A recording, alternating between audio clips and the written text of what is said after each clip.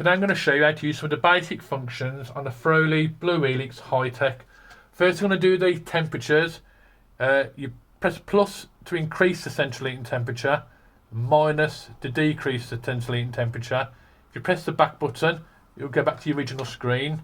The hot water is on the right hand side where you can see the tap symbol. Press plus to increase the temperature, minus to decrease. If you actually wait for 5 seconds, the screen will revert back to the original screen. Now we're going to do Eco Comfort mode. If it hasn't got a leaf on there, then that means it's on comfort mode. It will preheat the hot water up throughout the day. If you keep your finger pressed on this button, a leaf will appear, and then that's Eco mode. That means it'll only work when you open up the hot water tap.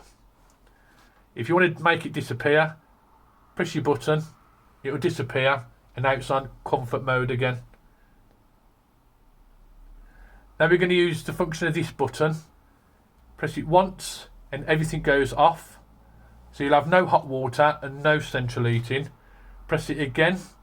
You'll have hot water but no central heating because it's on summer mode.